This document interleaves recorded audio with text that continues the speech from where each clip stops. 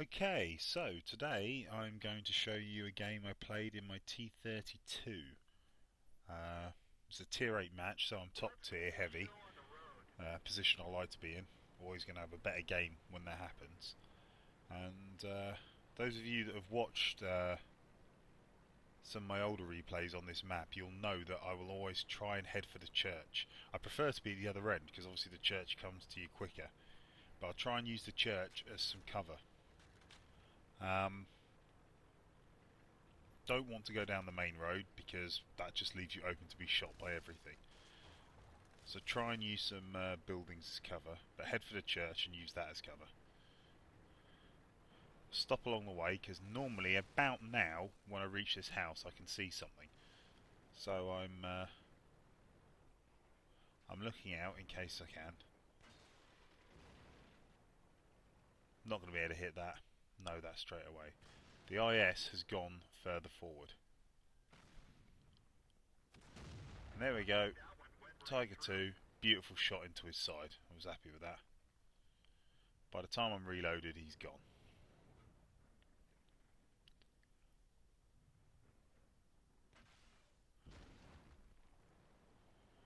But everyone else is pushing forward, so I'm thinking, right, I should be going forward if I want to use that church as cover. And the IS is already there, so I'm a bit pissed off because that's my signature move on this map. I use that church as cover. Oh, and I brewed him up. That was beautiful. That T29, I've just ruined his day. I've got the building to the right of me that I can use for cover for anything that pops up over the hill. And I'm not as worried about my left side because anything on my left side will be worried about things that are in the magic forest. So I hang around for a bit. You know, a little bit concerned about what's on that hill line, but nothing is popping up. And this IS has started to read what's going to happen on the map, and he's pushing forward. I've not even noticed that he's gone yet, but he's started to read what's happening. He's realised that some dickheads on our team have decided now's a good time to cap. I have a shot, I miss. And that all the tanks down there are just going to annihilate them if they do. So he does the sensible thing and tries to flank them. Unfortunately, he gets taken out. I notice that he's off to do that. Haven't read the situation, so haven't worked out why he's doing it yet. But I go to back him up. But once he's dead, I figure I'm not going into a whole bunch of tanks just to get killed myself. I'll go there to back him up, but I'm not going there to get killed. Now, I've just read the situation. I've just realised what's happening and realised that all our tanks are in the cap circle and are just going to get annihilated by these guys.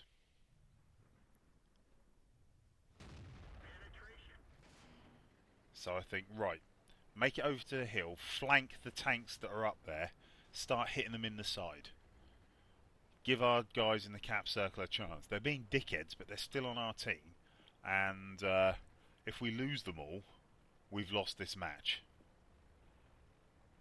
So I know there's a tank destroyer to my left, but I'm hoping that the crest of the hill is going to give me enough cover. He's not going to be able to get his gun down low enough to attack me. And these guys don't seem to have spotted me yet. I don't have sixth sense on this tank, so I don't know.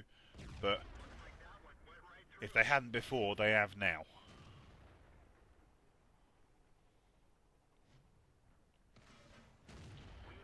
But I'll have that.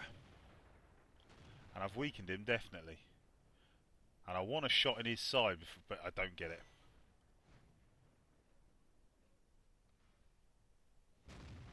And in trying to find a weakness on him, I managed to do nothing. Someone else gets the kill. I'm not concerned about that. What I am happy with, though, is that they're being forced back. I bounce another shot. It was risky shooting there, but I had to have a go. And I bounce another shot. And I've had enough of this. I'm going to get him. They've just killed my driver. But I want this guy now.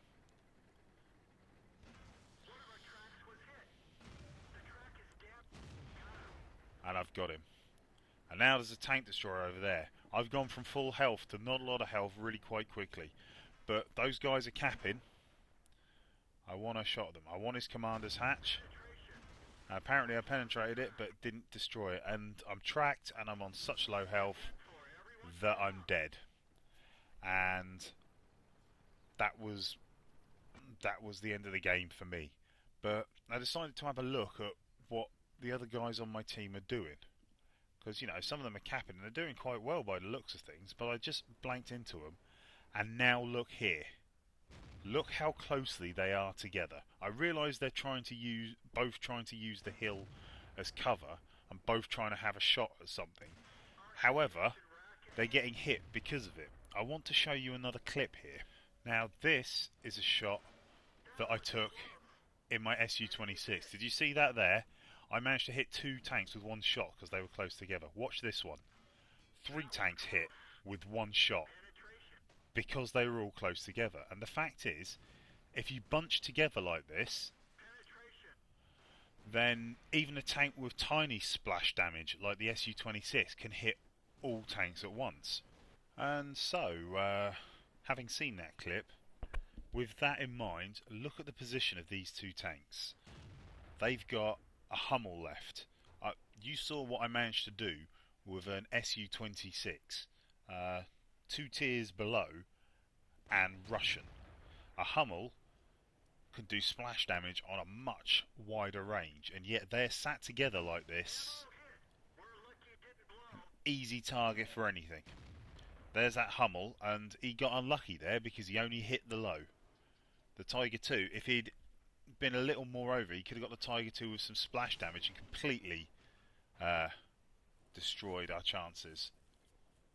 But doesn't matter, their tank destroyer managed to kill the low anyway. And now we've just got a Tiger 2 left in the cap circle. And pretty soon our chances are going to be over completely. Because there we go. There he is, he's been destroyed. So I moved over to see what our other tanks were doing. And here is possibly the most useless player I've seen. While all this is going on, he's decided that the place to be is to camp out and try and snipe at things from the Magic Forest. He's literally done nothing for us this game. Nothing. The game has moved from the forest. You are achieving nothing by sitting there. Do not send all your troops into the forest at the beginning of the match. You need to send 1 or 2 in there, but that's it. But once the game's moved out of there, move on. This guy could have helped. It's at this point that I just gave up on the game. I couldn't be bothered with it. I couldn't watch anymore. And so I bugged out, as you can see. And so we move on to the results page. First thing that jumps out of you, obviously defeat. That should have been obvious to anyone that was watching. 760 XP on a defeat is pretty good. That is with premium. However, that still means I got 507 XP. Decent amount of cash. If you look at the battle efficiency, you'll see that I got spotting damage on 5 tanks and scouting XP for 2 of them. That's going to be a major thing when you look at the team score. I did around about 700 odd damage on that Tiger 2 and around about 700 odd damage on that T29. The T29 I managed to do it in 1 shot because obviously he brewed up, he got set on fire and that really knackered his health. So bad day for him. Looking at the team score, there I am at the top, and as I said before, the amount of spotting damage and the scouting XP that I got has influenced this, because although I did less damage than the two tanks beneath me, the Ferdinand and the T34, I got more XP than them. That's because I was taking spotting damage on all those other tanks, as well as the scouting XP, and that's put me at the top. Um, so, moving on to the detailed report, there it is: 12 shots fired, 9 direct hits, 6 of which penetrated. Good amount of damage dealt. Potential damage received was pretty good as well. I was hit 14 times, so who knows, if I'd survived, there might have been a steel wall in it for me. Although that tank destroyer was taking a hell of a lot of hits, so he might have got it as well. Um, as I said, I enjoyed that game, even though we lost. It would have been much sweeter had we won. And had that KV1S come out and helped us, who knows? Him flanking with me might have been all the all the difference we needed to win. But I enjoyed the game, and I hope you do too. I'll catch you next time. Bye.